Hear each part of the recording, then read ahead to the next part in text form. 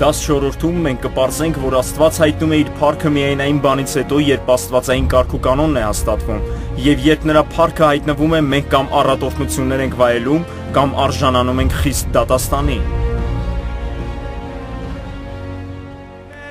Ամեն, ամեն, ամեն։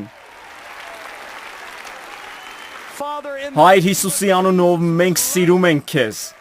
Մենք փառաբանում ենք քո հրաշալի զորությունը, գեղեցկությունը եւ սրբությունը։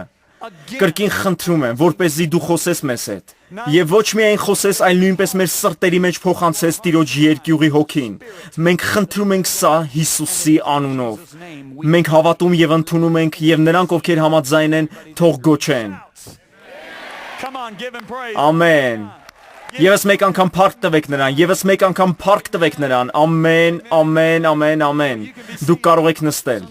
մենք հասել ենք Տիրոջ երկյուղի 4-րդ դասին, ձեզ դուր է գալիս այս դասընթացը, ասեմ ձեզ դուք շատ քաղցած մարդիկ եք, այս դասի վերնագիրն է կարգ ու կանոն, փառք, դատաստան, կարգ ու կանոն, փառք, դատաստան. Նախ ես կշարունակեմ խոսել Աստծո փառքի մասին, ես կրկին կասեմ, դուք չեք կարող ճշմարտապես վախենալ Տիրոջից, քանի դեռ չեք ձգտում հասկանալ, թե որքան մեծ է Աստծո փառքը։ Փառք բառը հանդիպում է Աստվածաշնչում մի քանի 100 անգամ։ Դժբախտաբար 80-ական եւ 90-ական թվականներին այն մի փոքր չարաշահվել է։ Փառք բառն այնքան շատ էին օգտագործում եւ հաճախ անտեղի, որ այն մի փոքր բացասական երանգ է ստացել։ Ես ցանկանում եմ վերջ տալ նման վերաբերմունքին, որովհետեւ Աստծո փառքը շատ կարեւոր բան է ոչ միայն դրա մասին խոսելու, այլ նույնպես դա փնտրելու համար։ Կարող եք ասել ամեն։ Մովսեսը սրտանց աղաղակում էր դրա համար։ Նա տեսել էր ամենազարմանալի հրաշքները, սակայն աղաղակում էր. ցույց տուր քո փառքը։ Դավիթ ով թագավոր էր եւ ուներ այն ամենը, ինչ մարդը կարող է ցանկանալ, աղաղակում էր։ Սաղմոս 63-ի 2-րդ խոսք. Ես փնտրել եմ քեզ Աստված, որպեսզի տեսնեմ քո զորությունը եւ քո փառքը։ Աստվածաշնչում ասվում է, որ մենք պետք է հռչակենք նրա փառքն ազգերի մեջ։ Ահա թե ինչ եմ անում այս դասերի ընթացքում։ Ես չգիտեմ որքանով եք դուք գիտակցում, բայց ես հռչակում եմ նրա փառքը։ Աստվածաշնչում ասում է, որ նա կհայտնվի իր փառքով, եւ հենց դրա համար աղաղակում էին Պողոսը եւ Հովհաննեսը։ Մեր սիրտը նույնպես պետք է աղաղակի դրա համար։ Կարող եք ասել ամեն։ Ինչ է Աստծո փառքը։ Կարող եք բացատրել դա, որպեսզի մարդիկ չվախենան լսելով Աստծո փառքի մասին միայն այն պատճառով, որ մենք չարաշահել եւ սխալ ենք գործածել այն։ Եկեք կարդանք Ելից 33-ի 18-րդ խոսքը, որտեղ Մովսեսն ասաց. աղաչում եմ, քո փառքը ցույց տուր ինձ։ 40 օր նա սարի վրա էր Տիրոջ ներկայության մեջ, վերջապես նա ասաց. Աստված, ցույց տուր ինձ քո փառքը, նա փափագում էր դա։ Փառք բառը, որ օգտագործեց Մովսեսը, եբրայերեն կաբոդ բառն է։ Ստրոնգի համաբառն այսպես է սահմանում այս բառը, ինչ որ բանի քաշը, բայց միայն փոխաբերական եւ դրական իմաստով։ Ըստ Ստրոնգի բառարանի այն նույնպես նշանակում է շուք կամ վեհություն։ Մովսեսը պարզապես ասում էր. ցույց տուր ինձ քեզ, քո ողջ վեհությամբ եւ շուքով։ Աստված պատասխանեց. իմ բոլոր բարությունը։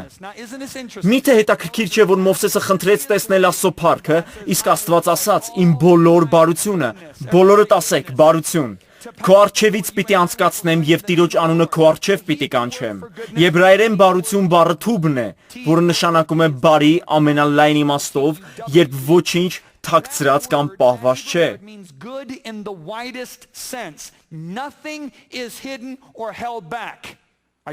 Դուք հասկանում եք սա։ Այնպես որ Աստված ասում է. ես կանցկացնեմ քո արջևից ողջ իմ մեծությունը, չթաքցնելով կամ ծածկելով ինձ, բայց ես ծածկելու եմ քեզ, որովհետև դու չես կարող նայել իմ երեսին։ Ոչ ոք չի կարող նայել իմ երեսին եւ ապրել։ Նա շարունակում է ասելով. Տիրոջ անունը քո առջև պիտի կանչեմ։ Թագավորը պալատում, մտածեք այս մասին, ամուսին եւ հայրը իր կնոջ եւ երեխաների համար։ Բայց գահի սրահում նա լիովին այլ կեցվածք է ընդունում։ He manifests totally differently. Okay, there's an awe about him. Մինչև թագավորը պալատ մտնի, գալիս է մունետիկը։ Ամեն ինչ կազմակերպված է եւ բոլորը զբաղեցնում են իրենց տեղերը, որովհետեւ նրանք սովորել են, թե ինչ պետք է անել, երբ թագավորը ներս է մտնում։ Այդ ժամանակ մունետիկը հայտարարում է թագավորի անունը։ The herald then proclaims the name of the king. Թագավորը ներս է մտնում իր արքայական պատմուճանով, ողջ իր շուքով եւ գահի սրահում ակնհայտ է դառնում, թե ով է թագավորը։ Եթե դուք տեսնեք այդ մարդուն փողոցում ամառային շապիկով, միգուցե չճանաչեք նրան։ There's no mistake who's king. I mean Kurt Warner is Բայց երբ նա գահի սրահում է, ակնհայտ է, թե ով է թագավորը։ right? Կուրտ Օրներն իմ ընկերն է։ Մենք հանդիպում ենք մոտավորապես տարին 2 անգամ։ Երբ ես հանդիպում եմ Կուրտին, նա կիսաթև շապիկով եւ ջինսով է եւ պարզապես լավ տեսք ունի, բայց եթե դուք նստած լինեիք Արիզոնայի մարզադաշտում, որտեղ 80,000 մարդ լիներ, եւ նա դուրս գար դաշտ, ապա նա կհայտնվեր այդտեղ իր փառքով։ Թեև ես գիտեմ, որ նա արդեն թոշակի է անցել, նա փառավորվում է այն ամենով, ինչ անում է։ Նա կհայտնվեր վեհությամբ եւ շուքով։ Նույնը կատարվում է թագավորի դեպքում։ Աստված ասում է. ես կանչելու եմ Տիրոջ անունը քո առջև։ Այլ խոսքերով նա ասում է. ես կհայտարարեմ իմ անունը եւ կգամ քո առջև։ Կարող եք ասել ամեն։ Հասկանալի է, որ Տիրոջ փառքն այն ամենն է, ինչ Աստծուն Աստված է դարձնում։ Բոլոր նրա առանձնահատկությունները, իշխանությունը, զորությունը եւ իմաստությունը։ Աստծո փառքը բառացիորեն ներառում է նրա անսահման քաշը եւ մեծությունը։ Չկա ոչ մի թաքնված կամ քողարկված բան։ Ահա թե ինչ է Աստծո փառքը։ Երբ Հիսուսը հարություն առավ, նա նախաճաշեց աշակերտների հետ ծովի ափին, բայց նա հայտնեց իր մեծությունը Հովանեսին Պատմոս կղզում, եւ Հովանեսն ընկավ մահացածի նման։ Աստված հայտնում է իրեն հին կտակարանում։ Աստված այցելեց Աբրահամին կաղնիների մոտ, եւ Աբրահամն ուտելիք պատրաստեց նրա համար։ Բայց նա չէր եկել իր հայտնված փառքով։ Պարզապես պատկերացրեք թագավորին, որ ժամանակ է անցկացնում պալատում իր ընտանիքի հետ։ Բայց երբ Աստված եկավ Սինա սարի վրա, ողջ Իսրայել ժողովուրդը փախավ, որովհետև նա եկել էր իր փառքով։ Աստծո փափագը մեզ իր փառքի ներկայության մեջ բերելն է։ Նրա նպատակը ձեր կյանքի համար գրված է Հայտնություն 22-ի 4-րդ խոսքում, այնտեղ գրված է հաղթողների մասին։ Մենք կտեսնենք նրա երեսը։ Մենք տեսնելու ենք այն, ինչից Աստված մերժեց Մովսեսին։ Աստված փափագում է իր զավակին, այսինքն քեզ բերել իր լիովին հայտնված մեծության, իր փառքի ներկայության մեջ, որտեղ ոչինչ թաքնված կամ ծածկված չէ։ Նա ցանկանում է առնել ձեզ իր գիրկը թագավորի պես։ Ահա թե ինչ է նրա փառքը։ Ես պատրաստվում եմ սկսել ծառայությունը մի կոնֆերանսի ընթացքում Սասկաչևանում, Կանադայում, եւ այդ եկեղեցու հովիվն արդեն ներկայացնում էր ինձ։ Հանկարծ Տերը սկսեց տանել ինձ ողջ Աստվածաշնչով եւ մի հաջորդականություն ցույց տվեց։ Այն մի քանի րոպեների ընթացքում, երբ այդ հովիվը ներկայացնում էր ինձ, Սուրբ Հոգին տարավ ինձ ծննդոցից մինչև նոր կտակարան միայն այնպես, ինչպես նա կարող է անել դա։ Նա ցույց տվեց, որ Աստվածաշնչում աստվածային հաջորդականություն կա։ Ահա այն։ Կարգ ու կանոն, բոլորդ ասեք կարգ ու կանոն, այլ խոսքերով մինչև որ կհայտնվի նրա փառքը, պետք է աստվածային կարգ ու կանոն հաստատվի։ Հենց որ աստվածային կարգ ու կանոնը հաստատվում է, մշտապես հայտնվում է նրա փառքը։ Հենց որ հայտնվում է նրա փառքը, մեծ օրհնություններ են գալիս։ Բայց երբ դրսևորվում է նրա փառքի ներկայությունը, ցանկացած աներկյուղ վերաբերմունք հանդիպում է անհապաղ դատաստանի։ Թույլ տվեք ցույց տալ ձեզ այս հաջորդականությունը, այն սկսվում է Եդեմի պարտեզում։ Ծննդոցի 1:2-ում գրված է. «Եվ երկիրն անձև ու դատարկ էր, եւ խավար կար անդունդի վրա, եւ Աստծո հոգին շրջում էր ջրերի վրա»։ Այն ինչ ես կառուցում եմ հիմա կլինի հաջորդ դասերի հիմքը։ Հիմա ես մանրամասնորեն ուսուցանում եմ, բայց դուք պետք է մնաք ինձ հետ։ Եթե դուք չհասկանաք սա, այնինչ ասելու եմ 5-րդ, 6-րդ, 7-րդ եւ 8-րդ դասերի ընթացքում, մեծ ազդեցություն չի թողնի ձեզ վրա։ Կարող ենք մի փոքր սովորել։ Աստվածաշնչում ասվում է. երկիրն անձև ու դատարկ էր։ Եբրայերենում օգտագործում են հայահ եւ թոհուվ բառերը, որոնք նշանակում են անձև եւ քաոսային։ It means forms Այնպես որ մենք կարող ենք տեսնել, որ երկրի վրա կարգ ու կանոն չկար։ Այն խառնաշփոթ վիճակում էր։ Աստված աստվածային կարգ ու կանոն հաստատեց 6 օրում։ Նա առանձնացրեց ջրերը, ստեղծեց ծառերը եւ այլն։ he created Նա կարգ ու կանոն ստեղծեց քաոսից։ once Այն բանից հետո, երբ 5 օրվա ընթացքում նա ավարտեց դա, 6-րդ օրը նա ստեղծեց մարդու մարմինը։ Դուք պետք է հասկանաք, որ այն ինչ կա մարդու մարմնում գոյություն ունի բնության մեջ։ everything in your Բայց Աստված միավորեց մարմին կոչվող այս բարդ համակարգը եւ Աստվածաշնչում ասվում է, որ դրանից հետո եւ նրա ռունգերի մեջ կենթանության շունչ փչեց, Աստծո հոգին, եւ մարդը կենթանի հոգի եղավ։ Spirit of God and the man became a living being. Now you know what? Հետաքրքիր է, որ եւ տղամարդը եւ կինը հագուշ չունեին։ No clothing.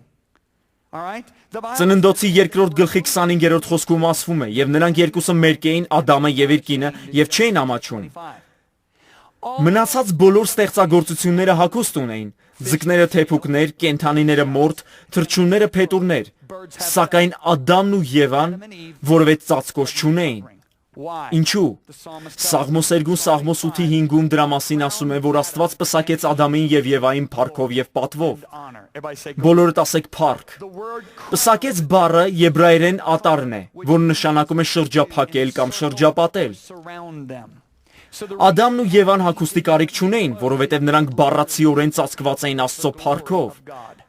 See, Երբ Հովանեսը տեսավ Հիսուսին Պատմոս կղզում, նա տեսավ նրան իր փառքով։ Patmos, Ես հավատում եմ, որ Աստծո փառքը բառացիորեն Ադամի եւ Եվայի ծածկոցն ու հագուստն էր։ literally, I believe the covering, the clothing of Adam and Eve. The blessed Նրանք անհավատալի օրհնություններ էին վայելում։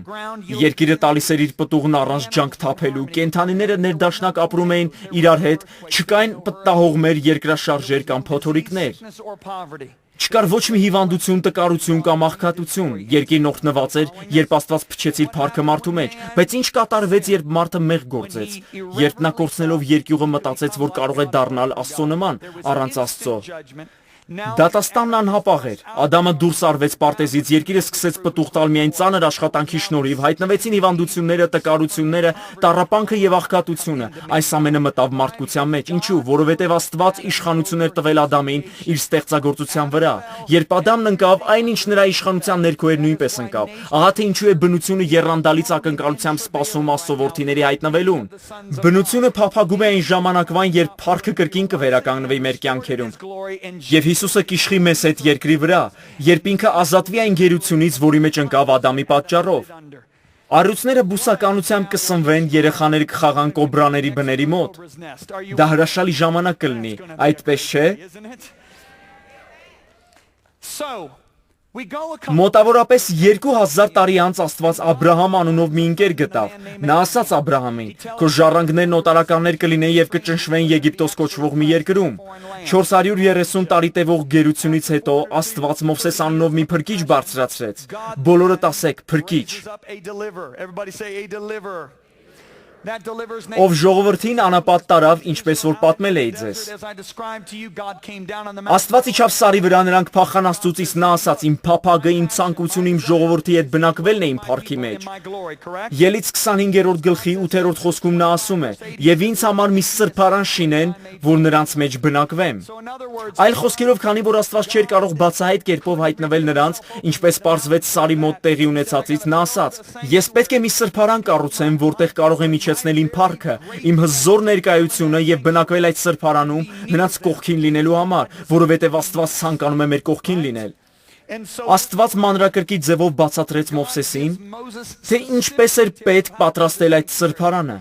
Այն կառուցվելու էր երկնքում գտնվող սրբարանի օրինակով։ Մովսեսը եւ բոլոր հմուտ արհեստավորներն անցկացրին 1 տարի, որպեսզի պատրաստեն խորան կոչվող սրբարանը։ Ելից 40-րդ գլխի 33-րդ խոսքում գրված է. Exodus chapter 40. Այսպես Մովսեսը բոլոր գործը վերջացրեց։ He finished the work. Նա ավարտեց խորանի աշխատանքները հաստատելով Աստվածային կարգ ու կանոնը։ Բոլորդ ասեք Աստվածային կարգ ու կանոն։ Կրկին ասեք դա։ Անմիջապես Աստվածային կարգ ու կանոնը հաստատելուց հետո գրված է. The cloud covered the tabernacle of Եվ մի ամպ ծածկեց ժողովքի վրանը եւ Տիրոջ փառքը լցրեց խորանը։ So now watch. The cloud covered, Ամպը ծածկեց խորանը, բայց փառքը լցրեց այն։ but the glory filled it. Աստծո փառքն ամպ չէ։ Նա պարզապես հարկադրված էր քողարկել իր ներկայությունը սև ամպով, որովհետև նրանք չեն կարող դիմանալ դրան։ Գրված է, որ Մովսեսը չէր կարողանում մտնել ժողովքի վրանը, որովհետև Տիրոջ փառքը լցրել էր այն։ Աստված մաշող կրակ է, երբ դուք մտածում եք մաշող կրակի մասին, մի պատկերացրեք արևը։ Արևը խավար հատվածներ ունի իր մակերեսին։ Մի պատկերացրեք լազերային ճառագայթը, որովհետև այն նույնպես խավար հատվածներ ունի։ Աստված մաքուր լույս է։ Առաջին Տիմոթեոսի 6-րդ գլխի 15-րդ եւ 16-րդ խոսքերում Պողոսը Տիմոթեոսին ասում է. «Երանելին եւ միայն հզորը թագավորների թագավորը եւ տերերի տերը, որ միայն նա անմահություն ունի, անմատույց լույսի մեջ բնակված, որ մարդկանցից ոչ ոք չտեսավ եւ ոչ էլ կարող է տեսնել»։ Պողոսը կարող էր գրել սա, որովհետև նա մի փոքր վերապրել էր այդ լույսը Դամասկոսի ճանապարհին։ Նա ասաց Ագրիպաս թագավորին. «Կեսօրվա ժամանակին պատկերացրեք միջին արևելքի կեսօրը։ Արևը շատ վառ է, այն արտացոլվում է սարերից, բայց Պողոսն ասում է. կեսօրվա ժամանակին ճանապարհի վրա տեսա ով արքա, որ երկնքից արեգակի լույսից ավելի մի լույս ծագեց իմ 4 կողմով, եւ նրանց վրա էլ, որ ինձ հետ գնում էին»։ Պողոսը նույնիսկ չտեսավ Հիսուսի երեսը, նա գոչեց. «Ով ես դու, Տեր»։ Հիսուսն ասաց. «Ես Հիսուսն եմ, ում դու հալածում ես»։ Նա ասաց. «Այդ լույսը եկավ նրա ներկայությունից։ Ես նույնիսկ չտեսա նրան, բայց այդ լույսն ավելի վառ էր, քան կեսօրվա արևը»։ Դուք երբևէ մտածել եք, թե ինչու է Աստվածաշնչում ասում, որ երբ Հիսուսը վերադառնա իր փառքով, արևը կխավարի, իսկ լուսինը եւ աստղերն այլևս չեն շողա։ Ինչ է կատարվելու, դրանք կմթագնեն նրա լույսի պատճառով։ Դուք կարող եք տեսնել դա բնական օրինակով։ Գիշերով երկնքում աստղեր են երևում, հատկապես այստեղ Կոլորադոյում։ Բայց ինչ է կատարվում առավոտյան, երբ արևը ծագում է։ Միթե բոլոր աստղերը պարզապես փախչում են։ Միթե նրանք տեղափոխվում են երկրի հակառակ կողմը։ Ոչ, դրանք դեռևս իրենց տեղերում են, բայց արևի փառքը շատ ավելին է, քան այդ աստղերի փառքը, եւ այն մթագնեցնում է այդ աստղերը։ Բայց երբ Հիսուսը վերադառնա, նրա փառքն այնքան մեծ կլինի, որ արևը չի երևա, որովհետև նրա փառքը կխավարեցնի արևը։ Եկեք վերադառնանք Մովսեսի խորանին։ Հենց որ փառքը լցրեց խորանը, մարդիկ մեծ օրհնություններ վերապրեցին։ Այնուհետև Ղևտացիների 10:1-ում գրված է. «Եվ Ահարոնի որդիները Նադաբն ու Աբիուդը ամեն մեկն իր բուրվարն առավ եւ նրանց մեջ կրակ դրին, եւ վրան խունկ դրին եւ Տիրոջ առջեւ անսուրբ կրակ մատուցեցին, որ ինքը չէր պատվիրել նրանց»։ Թույլ տվեք խոսել այդ մասին։ Նադաբը եւ Աբիուդն Ահարոնի 4 որդիներից երկուսն էին։ Այդ ժամանակ միայն 6 մարդ ողջ երկրի վրա կարող էր մտնել Տիրոջ ներկայության մեջ։ Ովքեր էին նրանք։ Մովսեսը, Ահարոնը եւ Ահարոնի 4 որդիները։ Այնպես որ ահա այդ լիազորված մարդկանցից երկուսը։ Քանիսդ գիտեք, որ այսօր յուրաքանչյուր վերստին ծնված հավատացյալ լիազորված է Աստծո ներկայության մեջ մտնելու համար։ Ինչպես Հիսուսի արյան միջոցով, նոր եւ կենթանի ճանապարհով։ Բայց այդ ժամանակ միայն 6 մարդ ողջ երկրի վրա կարող էր մտնել Տիրոջ ներկայության մեջ, եւ այդ 6-ից երկուսը Նադաբն ու Աբիուդն էին։ Ուշադրություն դարձրեք, որ մտնելով Աստծո ներկայության մեջ նրանք անսուրբ կրակ մատուցեցին։ Բոլորդ ասեք անսուրբ կրակ։ Անսուրբ բառն այսպես է սահմանվում. հասարակ կերպով վարվել առանձնացրած բաների հետ, սովորական կերպով վարվել սուրբ բաների հետ։ Վեբստերի բառարանը նույնպես սահմանում է սա որպես աներկյուղ վերաբերմունք։ Նադաբը եւ Աբիուդը մտան Աստծո ներկայության մեջ։ Դուք պետք է հասկանաք, որ մինչ այդ նրանք շարունակաբար արել են դա։ Ելից գրքի վերջում գրված է, որ փառքը լցրեց խորանը, բայց մենք չգիտենք, թե որքան ժամանակ է անցել դրանից մինչև Ղևտացիների 10-րդ գլխի դեպքը։ Սակայն Նադաբի եւ Աբիուդի ծառայության մի մասն Աստծո ներկայության մեջ մտնելն էր։ Տարի մեկ անգամ քահանայապետը պետք է մտներ սրբության սրբոցը, բայց նրանք շատ հաճախ էին մտնում սրբարանը։ Նրանք արդեն մի փոքր սովորականի պես էին վերաբերվում Աստծո ներկայությանը։ Նրանք կորցրել էին Տիրոջ երկյուղը եւ աներկյուղ վերաբերմունքով էին մտնում այնտեղ։ Բոլորդ ասեք, աներկյուղ վերաբերմունք։ Ես ցանկանում եմ, որպեսզի դուք ուշադիր նայեք, թե ինչ կատարվեց։ Անմիջապես հաջորդ խոսքում գրված է. «Եվ Տիրոջ առջևից կրակ ելավ եւ սպառեց նրանց, եւ նրանք մեռան Տիրոջ առջև»։ Մեռնելն այստեղ նշանակում է, որ ինչ որ մեկին տանում են դագաղով եւ թաղում 2 մետր խորության փոսի մեջ։ Նրանք մահացան։ Այս մարդիկ Տիրոջ քահանաներն էին, Ահարոնի որդիները, Մովսեսի զարմիկները։ Նրանք մահացան, որովհետեւ մտան նրա փառքի ներկայության մեջ աներկյուղ վերաբերմունքով։ Նրանք հանդիպեցին անհապաղ դատաստանի։ Եվ Մովսեսն ասաց Ահարոնին. «Սա այն է, որ Տերը խոսեց ասելով. ինձ մոտեցողներով պիտի սրբվեմ եւ ամբողջ ժողովրդի առջև պիտի փառավորվեմ»։ Եվ Ահարոնը լռեց։ Մովսեսը համընդհանուր եւ հավիտենական հռչակագիր հաղորդեց Ահարոնին։ Ինչ ես նկատի ունեմ համընդհանուր եւ հավիտենական հռչակագիր ասելով։ Մովսեսը մեջ բերեց այնպիսի մի բան, որ Աստված նախապես ասել էր նրան։ Սա այն է, որ Տերը խոսեց ասելով. ինձ մոտեցողներով։ Մովսեսը չէ որ հորինեց սա։ Աստված էր ասել սա եւ նրա ասածը համընդհանուր եւ հավիտենական հռչակագիր էր։ Համընդհանուր նշանակում է, որ այն վերաբերում է յուրաքանչյուր արարածի, թե մարդու, թե հրեշտակի։ Իսկ հավիտենականը նշանակում է, որ սա միշտ այսպես է լինելու։ Սա երբեք չի փոխվելու։ Աստված ասում է. ինձ մոտեցողներով պիտի սրբվեմ։ Ոչ թե կարող եմ սրբվել, եւ ոչ էլ վատ չէր լինի, եթե դա այդպես լիներ։ Ես պետք է սրբվեմ։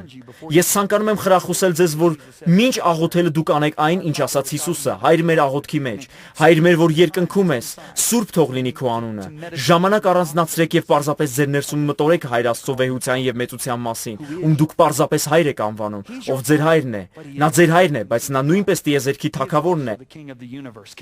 Կարող եք ասել ամեն։ Դատաստանն անհապաղ էր, որովհետև այս երկու երիտասարդները, ովքեր լիազորված էին Աստծո ներկայության մեջ մտնելու համար, արեցին դա առանց երկյուղի։ Եկեք խոսենք տաճարի մասին։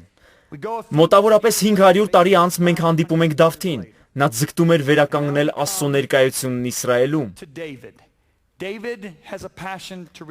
Աստված ասաց. Դավիթ, դու շատ ես պատերազմել։ Ես ցանկանում եմ, որպեսզի քո որդին կառուցի իմ տաճարը։ Նրանք արդեն խոստման երկրում էին եւ արդեն տեղափոխվող խորանի կարիք չունեին, որովհետեւ չէին թափառում ինչպես անապատում, այնպես որ Աստված ասաց. լավ, դու կարող ես տուն կառուցել ինձ համար։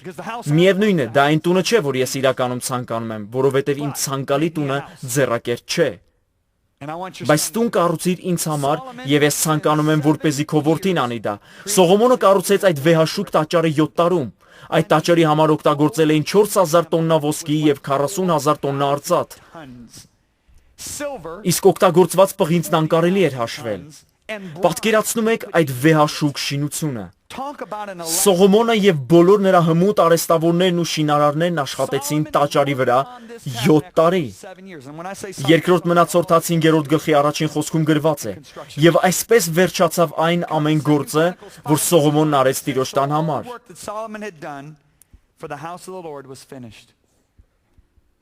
Աստվածային կարգ ու կանոն, բոլորդ ասեք աստվածային կարգ ու կանոն։ Սողոմոնը հավաքեց ողջ Իսրայելը Երուսաղեմում, որտեղ տաճարն էր։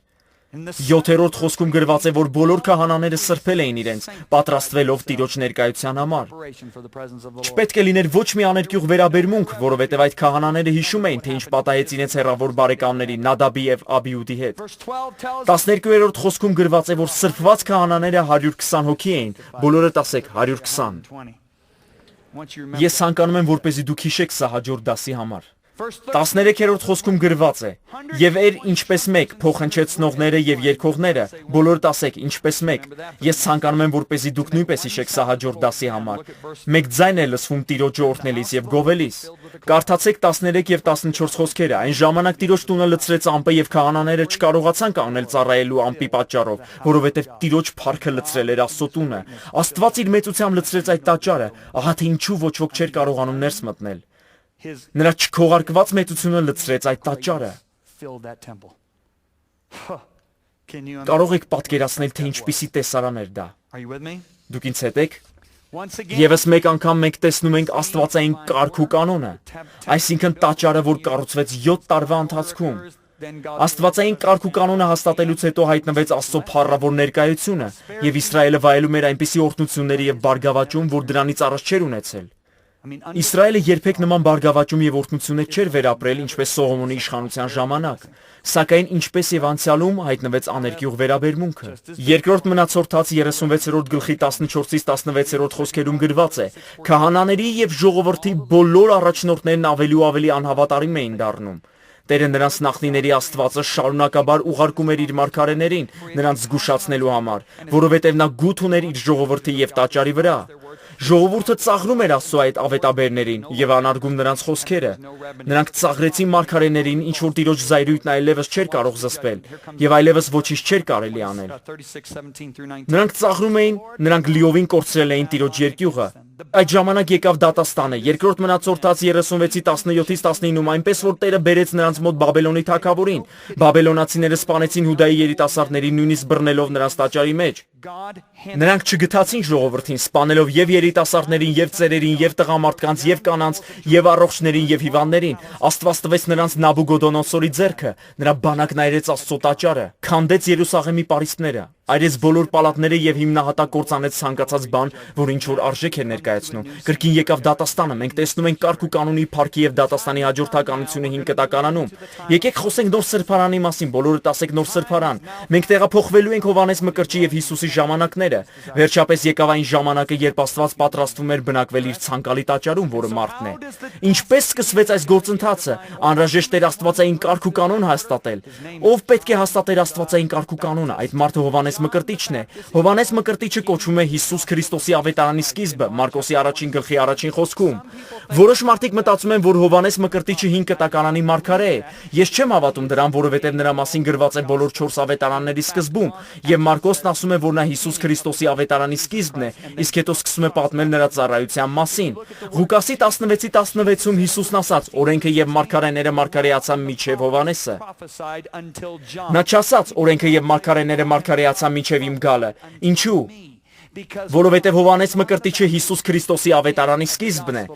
Ինչ էր քարոզում Հովհաննեսը։ Ապաշխարության մկրտություն։ Հրեշտակներն ասացին Ղուկասի 1-ին 16 եւ 17 խոսքերում.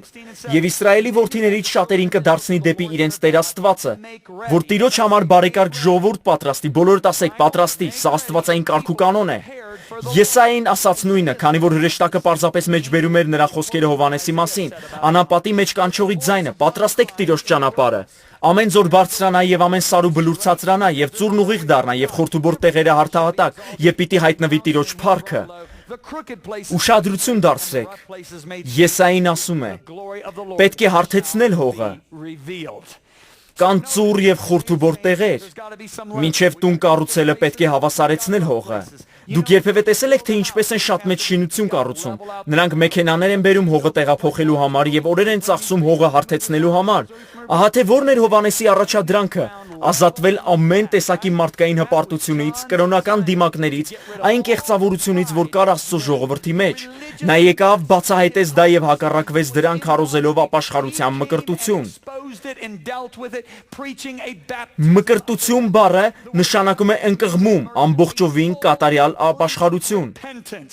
Սա է ավետարանի սկիզբը։ Ահա թե ինչու չեմ կարողանում հասկանալ, թե ինչպես այսօր մենք կարող ենք քարոզել ավետարանն առանց ապաշխարության։ Այն հիմքային ուսմունքներից մեկն է։ Եթե նայեք Եբրայեցիների թղթին, ապա հիմքային ուսմունքները սկսվում են մեռած գործերից ապաշխարելուց, իսկ հավատքն Աստծո հանդեպ դրանից հետո է։ Նախ պետք է ուղղել եւ հարթեցնել դաշտը, ցածրացնել հպարտության սարերը, վերականգնել Տիրոջ երկյուղը, որովհետեւ այս փրկության ուղերձն ուղարկված է բոլոր նրանց, ովքեր վախենում են Աստծուց։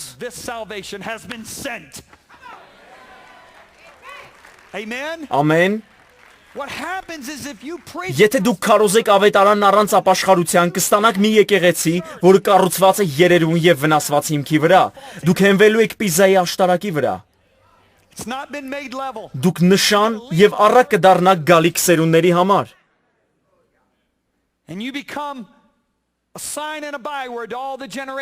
Ես չեմ ցանկանում, որպեսզի իմ սերունդը նշան եւ առակ լինի, եւ հաջորդ սերունդների մարդիկ տարուբերեն իրենց գլուխներն ու խոսեն մեր մասին այնպես, ասես մենք մի խումբ հիմարներ ենք։ Ահա թե ինչու մեզ անհրաժեշտ են այնպիսի քարոզիչներ, ովքեր ոչ միայն կքարոզեն ավետարանի բարի լուրը, այլ նույնպես ավետարանի պահանջը, որն ապաշխարության մկրտությունն է, որը նշանակում է մահացած գործերից շրջվել դեպի կենթանի Աստվածը։ Կարող եք ասել ամեն։ Ինչ կատարվեց այն բանից հետո, երբ Հովհաննեսի աշխատանքն ավարտվեց, եկավ Հիսուսը, ճարտարապետը, բոլորդ ասեք ճարտարապետ։ Եկավ Հիսուսը։ Աստվածաշնչում ասվում է, որովհետև ոչ ոք ուրիշ հիմք չի կարող դնել, քան թե որ դրված է, որը Հիսուս Քրիստոսը։ Հովհաննեսը հարթեցրեց գետինը եւ պատրաստեց այն, իսկ Հիսուսը դրեց հիմքը եւ սկսեց կառուցել Աստծո տաճարը։ որտեղ նա բնակվելու է հավիտյանս հավիտենից, այսինքն եկեղեցին։ 3.5 տարվա ընթացքում Հիսուսը ցույց էր տալիս մեզ Աստծո եւ նրա արքայության ճանապարհները։ Նա եկավ քարոզելով արքայության բարի լուրը։ Դուք պետք է հիշեք, որ նա քարոզեց դա անմիջապես հաջորդելով Հովհաննեսին, որովհետեւ օրենքը եւ մարգարեները մինչեւ Հովհաննեսն են։ Հիսուսն ասում էր. «Այժմ ես կարող եմ բերել արքայության բարի լուրը, որովհետեւ մենք լուծեցինք ապաշխարության հարցը»։ Եվ միթե հետաքրքիր չէ, որ հարկահավաքները, այսինքն մաֆիան եւ զինվորները, ովքեր ընդունեցին Հովհաննեսին, ընդունեցին նաեւ Հիսուսին։ Փարիսեցիները, ովքեր պայքարում էին Հովհաննեսի հետ, նույնպես պայքարում էին Հիսուսի հետ, որովհետև նրանց սրտերի հողը պատրաստված չէր։ Այս գործընթացի վերջին քայլն Աստծո գառան զոհն էր, եւ այդ գառը Հիսուսն էր։ Եթե դուք հիշեք խորանը, ապա վերջին փուլում Ահարոնը բազմաթիվ գառներ զոհաբերեց, մինչև որ փառքը լցրեց տաճարը, Սողոմոնը գառներ զոհաբերեց։ Հիսուսը զոհաբերվող գառն էր, եւ նա տվեց իր կյանքը։ Աստված հարություն տվեց նրա մեռելներից խաչի վրա մահանալուց հետո, եւ Հիսուսը սրսկեց իր արյունն Աստծո քավության վրա, մեկ անգամ եւ հավիտյան։ Մեկ անգամ եւ այն բավական է հավիտյան։ Մենք այլևս կարիք չունենք տարի մեկ անգամ զոհել գառներ, այծեր եւ ցլեր։ Այն զոհը, որ արվել է, բավարար է։ Քանի որ նոր խորանն արդեն պատրաստ է, պետք է հայտնվի Աստծո փառքը։ Գործք առաքելոց 2-րդ գլխի 1-3 խոսքերում գրված է. «Եվ երբ որ Պենտեկոստեի օրերը լրացան, ամենքը միաբան մեկտեղ էին։ Վերնատանը 120 հոգի էին, եւ նրանք միաբան էին»։ Հիշում եք, թե ինչ կարդացինք մնացորդած գրքում 120 քահանաներ։ Եվ հանկարծակի երկնքից մի հնչյուն եղավ, սաստիկ փչող քամու պես, եւ լցրեց ամբողջ տունը, ուր նստած էին։ Եվ երևացին նրանց բաժանված լեզուներ, ինչպես կրակից, եւ նստեց նրանց ամեն մեկի վրա, եւ ամենքը Սուրբ Հոգով լցվեցին։ Նախ եւ առաջ ես ցանկանում եմ ասել, մոռացեք ձեր կիրակնորյա դպրոցի նկարները, երբ դուք երեխա եք, որտեղ առաքյալները սպիտակ հագուստներով էին, իսկ նրանց գլխավերևում կրակայրիչի կրակի փոքրիկ լեզվակներ։ Ամեն ինչ այդպես չէր։ Ես ասացի ամեն ինչ այդպես չէր։ Նրանք մկրտվեցին կրակի մեջ։ Մկրտություն բառը նշանակում է ծածկել։ Կարելի է օգտագործել համակել կամ սուզել բառերը, այս բառը բացատրելու համար։ Ձեր մարմինը երկար, տափակ եւ նեղ է։ Եթե ձեր մարմինն ամբողջությամբ մկրտվեր կրակի մեջ, այն մեծ կրակի լեզվի նման կլիներ։ Եվս մեկ անգամ Տիրոջ փառքը լցրեց իր տաճարը, որտեղ նա միշտ ցանկանում էր բնակվել։ Այժմ Աստված եւս մեկ անգամ բնակվում է այն տաճարի մեջ, որտեղ նա միշտ ցանկանում էր բնակվել, ինչպես Ադամի ժամանակ։ Նրա փառքը լցնում էր այն տաճարը, որ նա միշտ ցանկանում էր լցնել։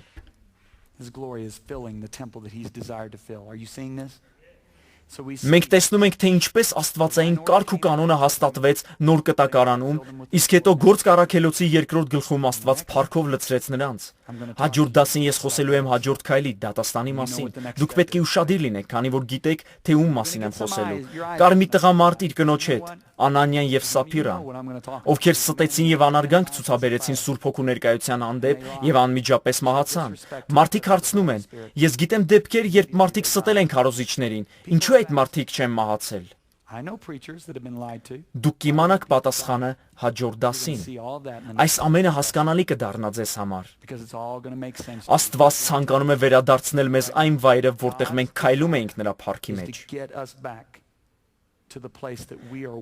Եսայի մարգարեացավ. Վերջին օրերում խավարը ծածկելու է երկիրը եւ խիտ խավարը ազգերը, բայց Տիրոջ փառքը ծագելու է։ Այն ծագելու է, այն մեր սրտերում է։ Նա դրել է իր փառքը մեր սրտերում, բայց նա ասում է, որ այն ծագելու է մեզ վրա։ Հաջորդ դասերի ընթացքում մենք խոսենք այն բաների մասին, որոնց պատճառով դուք ապրելու եք շարքերի միջանցքներում, որովհետև դուք անչափ ոգևորվելու եք, այնպես որ բաց չթողնեք հաջորդ դասը։ Կտեսնվենք 5-րդ դասին։ Ամեն։ Դաս 5-րդում, որը կոչվում է հետաձգված դատաստան, մենք կտեսնենք, թե երբ եւ ինչու էր Աստված դատում իր ժողովրդին ողջ պատմության ընթացքում։ Մենք նույնպես կուսումնասիրենք այն խոստումները, որոնք իրականանում են, երբ մարդիկ ունենում են Աստծո երկյուղը։